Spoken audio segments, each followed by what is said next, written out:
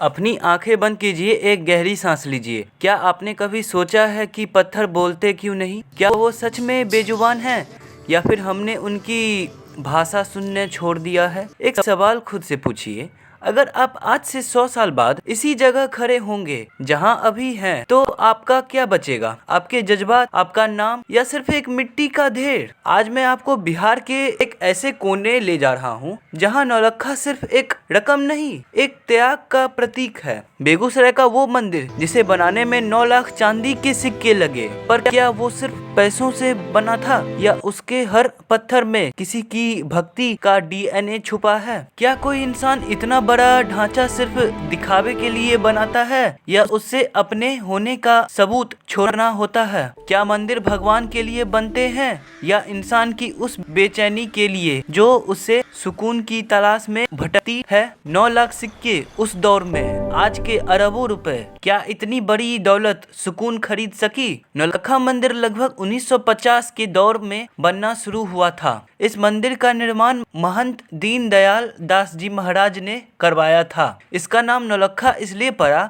क्योंकि उस जमाने में इसके निर्माण में 9 लाख रुपए खर्च हुए थे। महंत दीनदयाल दास जी सिर्फ एक साधु नहीं, एक दूरदर्शी थे। उनका जन्म स्थान और उनका वैराग्य की तरफ झुकाव एक अलग कहानी है। वो बेगूसराय के ही क्षेत्र से ताल्लुक रहते थे और उनका पूरा जीवन समाज और भक्ति के लिए समर्पित था। लोग कहते हैं कि मंदिर की नींव में जो श्रद्धा थी वही इसकी असली ताकत है। उन्होंने इस मंदिर को सिर्फ एक इमारत नहीं बल्कि एक संस्कृति केंद्र बनाया। आंखें बंद करके सुनने वाले अब इमेजिन कीजिए, आप मंदिर के मुख्य द्वार पर खड़े हैं। ठंडी हवा चल रही है, आपके पैरों के नीचे वो ठंडा संगमरमर है। मंदिर की द्वारों पर बनी वो नक्काशी, हर मूर्ति की आंखें लगती है कि आपको देख रही है। यहाँ की राधा कृष्ण की प्रतिमा को देखिए। कहते हैं कि जब यहाँ आरती होती है तो वातावरण में एक ऐसी फ्रीक्वेंसी पैदा होती है जो आपके दिमाग के अल्फा वेव्स को काबू कर देती है। सबसे पहले मैं चाहता हूं कि आप जहां भी हैं वहां अपनी आंखें बंद कर लीजिए। अगर आप गाड़ी चला रहे हैं तो रुक जाइए और अगर भीड़ में हैं तो थोड़ा अलग हो जाइए। अब एक गहरी सांस लीजिए और महसूस कीजिए उस हवा को जो आपके फेफड़ों में जा रही है। क्या आपने कभी सोचा है कि हमारी जिंदगी की रफ्तार इतनी तेज क्यों है? हम कहाँ भाग रहे हैं? हम सब कुछ हासिल करना चाहते हैं, पैसा, शोहरत, रिश्ते, लेकिन क्या हमने कभी खुद को पाने में कोशिश किया? आज का ये सफ़र किसी शहर का नहीं है, किसी इमारत का नहीं है। आज का ये सफ़र आपके दिमाग के उन बंद कमरों का है जहाँ सवाल तो बहुत हैं मगर सुकून की छवि कहीं खो गई है। चलिए मैं आपसे कुछ सवाल करता हूँ, इनका जवाब मुझे नहीं खुद को दीजिएगा। अगर आज इस वक्त आपकी याददाश्त चली जाए तो आपका वजूद क्या बचेगा? क्या आप सिर्फ एक शरीर रह जाएंगे? दूसरा सवाल, वो कौन सी चीज़ है जो आपको रात को सोने नहीं देती?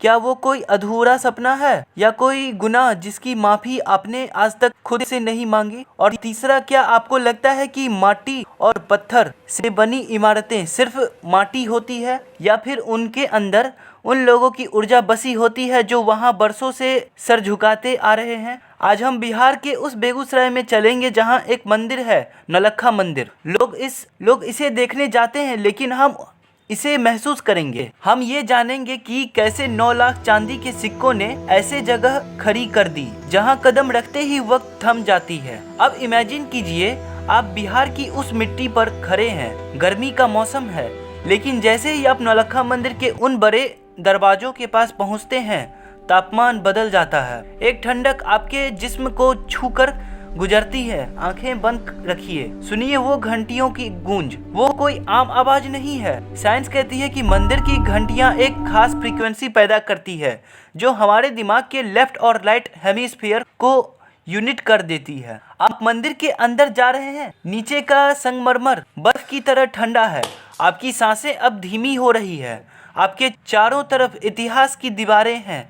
इन दीवारों को बनाने वाला अब इस दुनिया में नहीं है लेकिन उसकी सोच यहाँ सांस ले रही है। कौन था वो शख्स जिसने 9 लाख सिक्के माटी में लगा दिया? लोग कहते हैं वो पागल था, लोग कहते हैं वो सन्यासी था, मगर मैं कहता हूँ वो एक आशिक था, भगवान का आशिक। महंत दीनदयाल दास जी महाराज, उनका जन्म हुआ, उनके दिमाग में ये ख्याल आया कैसे? क्या उन्हें कोई सपना आया था, या उन्हें पता था कि आने वाला वक्त में बेगूसराय को ऐसे स्पिरिचुअल अंचूर की जरूरत पड़ेगी? वो बेगूसराय की ही मिट्टी में पैदा हुए, इसी हवा में बड़े हुए, लेकिन उनका जन्म असली तब हुआ जब उन्होंने संसार को त्याग कर संकल्प लिया। 9 लाख रुपए उस जमाने में ये एक सुल्तानत खड़ी करने के लिए काफी थे, पर उन्होंने चुना एक मंदिर क्यों? क्योंकि वो जानते थे कि पैसा खत्म हो जाएगा पर अनुभव अमर रहेगा। आज जब आप उस मंदिर की चौखट छूते हैं तो आप महंत जी के उस संकल्प को छूते हैं। आप अपनी आंखें धीरे धीरे खोलिए, लेकिन दिमाग के दरवाजे खुले रखिए, क्योंकि अब जो मैं आपको बताने जा रहा हूँ वो सिर्फ कहानी नहीं है, वो एक रहस्य है जो बरसों से बेगूसराय की फिजाइयों में तैर रही है। चलिए शुरू करते हैं नौलखा मंदिर का वो इतिहास जो किताबों में कम और लोगों के दिलों में ज्यादा है। दोस्तों, नौलखा, ये सब सुनते ही दिमाग में एक बड़ी रकम घूमने लगती है, लेकिन 1950 का ये दौर जब 1 रुपया की कीमत आज के हजारों के बराबर थी, तब 9 लाख रुपया इकट्ठा करने की वो मामूली बात नहीं थी। लोग पूछते हैं, क्या ये पैसा किसी राजा ने दिया था? क्या ये कोई खजाना था जो जमीन से निकला था? नहीं, कहते हैं महंत दीनदयाल दास जी ने एक पैसा लोगों की श्रद्धा और विकास से जोड़ा था। उनका मानना था कि अगर मंदिर राजा के पैसा बनेगा तो वो सिर्फ एक राजा का होगा, लेकिन अगर जनता के पैसा से बनेगा तो इस पर हक हर उस गरीब का होगा जो वहाँ सर झुकाने आएंगे। 9 लाख चांदी के सिक्के, हर सिक्के के पीछे एक कहानी थी, एक मन्नत थी। अब बात करते हैं उस शख्स की जिन्होंने इस ख्वाब को हकीकत बनाया, महंत दीनदयाल दास जी महाराज। उनका जन्म बेगूसराय के ही एक छोटे से गांव में हुआ था, मगर उनकी रूह बचपन से ही संस्कृत बंधनों से आजाद थी। उनके बारे में एक बात बहुत मशहूर है, वो सिर्फ मंदिर नहीं बनाना चाहते थे, वो एक ऐसा ऊर्जा केंद्र बनाना चाहते थे जहां इंसान अपने दुख भूल जाए। लोग कहते हैं कि जब मंदिर का निर्माण हो रहा था तो महंत जी घंटों तक बिना कुछ खाए पिए सिर्फ नक्काशी को निहारते रहते थे। वो हर पत्थर में भगवान को ढूंढते थे। उनका जन्म स्थान आज भी एक पवित्र स्थान माना जाता है, क्योंकि वही वो मिट्टी थी जिसने एक ऐसा सन्यासी को जन्म दिया जिसने बेगूसराय की पहचान बदल दी। इस मंदिर की बनावट को गौर से देखिए। इसमें राधा कृष्ण की जो मूर्तियां हैं वो जयपुर के उन कारीगरों ने बनाई जिनकी पीढ़ी इसी काम में माहिर थे। लेकिन रहस्य ये नहीं है, रहस्य ये है कि उस जमाने में बिना किसी बड़ी मशीन के इतनी ऊंची मीनारें और इतने बारीकी से तराशे गए पत्थर ऊपर कैसे पहुंचे। लोग कहते हैं कि निर्माण के वक्त कई बार ऐसा मौका आए जब पैसा खत्म हो गया, काम रुकने वाला था, लेकिन हर बार कोई ना कोई अनजान शख्स आता और मदद करके चला जाता। क्या वो सिर्फ इत्तेफाक था या महंत जी की भक्ति का चमत्कार? अब मैं चाहता हूँ कि आप फिर से वही करें, आंखें बंद। आप मंदिर के गर्भगृह के सामने खड़े हैं, वहाँ की हवा में चंदन और धूप की खुशबू घुली हुई है। सामने राधा कृष्ण की प्रतिमा है, उनका श्रृंगार देखिए, वो चमक जो चांदी और सोने के आभूषणों से नहीं बल्कि उनके चेहरे पर बनी उस मुस्कान से आ रही है। दीवारों पर देखिए, इतिहास का पन्ना वो पत्थरों पर उतारा गया है। रामायण और महाभारत के किस्से यहाँ दीवारों पर सांस लेती है। जब आप इन पत्थरों पर हाथ फेरते हैं तो आपको एक हल्की सी झंझनाहट महसूस होगी। ये वही मेहनत है जो कारीगरों ने बरसों तक की थी। दोस्तों, क्या आपने कभी सोचा है कि कुछ जगहों पर जाकर नींद बहुत अच्छी क्यों आती है, या कुछ जगहों पर जाकर हम रोने क्यों लगते हैं? नौलखा मंदिर के बारे में एक रहस्य है जो यहाँ के पुराने लोग दबी जबान में बताते हैं। कहते हैं कि महंत दीनदयाल दास जी ने इस मंदिर की नींव 9 लाख चांदी के सिक्कों के साथ साथ भारत की अलग अलग पवित्र नदियों की मिट्टी और कुछ ऐसे यंत्र दबाए थे जो आज भी एक खास तरह की एनर्जी रेडिएट करती है। आंखें बंद कीजिए इमेजिन कीजिए कि आप मंदिर के मुख्य शिखर के ठीक नीचे खड़े हैं। वो जो ऊपर की तरफ जाता हुआ रास्ता है वो सिर्फ पत्थर नहीं है, वो एक एंटीना है जो ब्रह्मांड की पॉजिटिव एनर्जी को खींचकर सीधे नीचे गर्भगृह में भेजता है। यही वजह है कि यहाँ बैठते ही दिमाग का शोर शांति हो जाता है। लोग पूछते हैं महंत जी ने शादी क्यों नहीं की, उनका परिवार कहाँ है? सोच तो ये है कि नौलखा मंदिर ही उनका परिवार था।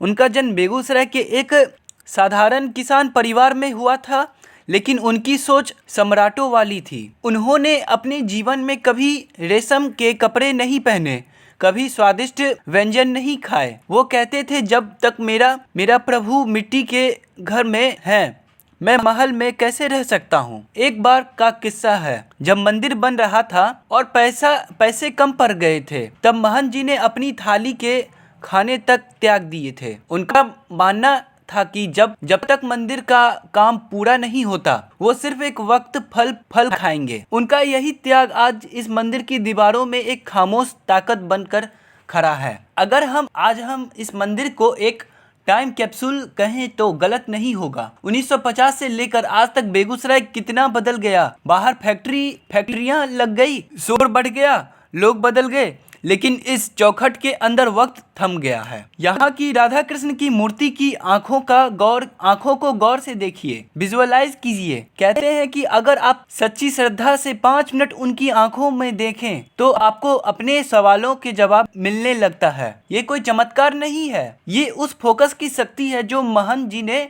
इस जगह में फूंकी थी। अब अगले 5 मिनट के लिए भूल जाइए कि आप कहाँ हैं, सिर्फ मंदिर की घंटी की उस गूंज को अपने कानों में बजने दीजिए। सोचिए कि आप उस प्रांगण में बैठे हैं, ठंडी हवा चल रही है और महंत जी की आत्मा आपको कह रही है सब ठीक हो जाएगा, परेशान मत हो। अब धीरे धीरे अपनी चेतना को वापस लाइए, एक लंबी सांस लीजिए। बेगूसराय का ये नौलखा मंदिर सिर्फ ईंटों, चूने और चांदी के सिक्कों के ढेर नहीं है। ये एक मिसाल है कि जब एक इंसान का संकल्प उसके स्वार्थ से बड़ा हो जाता है तो वो इतिहास लिख देता है। महंत दीनदयाल दास जी ने 9 लाख सिक्के खर्च किए ताकि आप यहाँ आकर 2 पल सुकून के बिता सकें। लेकिन आज का असली सवाल ये नहीं है कि उन्होंने क्या बनाया, असली सवाल ये है कि आप क्या बना रहे हैं। आपकी जिंदगी का नौलखा क्या है? वो कौन सा काम है जिसे करने के लिए आप अपना सब कुछ दांव पर लगा सकते हैं? क्या आप सिर्फ दुनिया से लेने आए हैं या कुछ ऐसा देकर जाएंगे जिसे लोग आपके जाने के 100 साल बाद भी आंखें बंद करके महसूस कर सके? महंत जी ने अपना जन्म सार्थक किया उस मिट्टी में एक रूह फूंक कर। आज जब आप इस वीडियो को बंद करेंगे और अपनी रोजमर्रा की जिंदगी में वापस जाएंगे तो एक बार अपने दिल पर हाथ रखकर पूछिए, क्या मैं जी रहा हूँ या सिर्फ वक्त गुजर रहा है? क्या मैं जी रहा हूँ या सिर्फ वक्त गुजार रहा हूँ? बेगूसराय की इस पावन धरती और नौलखा मंदिर के इस रहस्यमयी सफर में आज मेरे साथ इतने लंबे समय तक बने रहने के लिए आपका शुक्रिया। अगर इस वीडियो ने आपके दिमाग में एक भी नया सवाल पैदा किया है या आपके दिल को थोड़ा सा भी सुकून दिया है तो नीचे कमेंट में जय श्री कृष्ण या महंत जी को नमन जरूर लिखिएगा। और हाँ, अगर आपने कभी इस मंदिर की ऊर्जा को महसूस किया है तो अपनी कहानी हमारे साथ शेयर करें। अगले वीडियो में फिर मिलेंगे किसी और रहस्य, किसी और इतिहास के साथ। तब तक के लिए आंखें खोलिए और इस खूबसूरती दुनिया को एक नए नज़र से देखिए।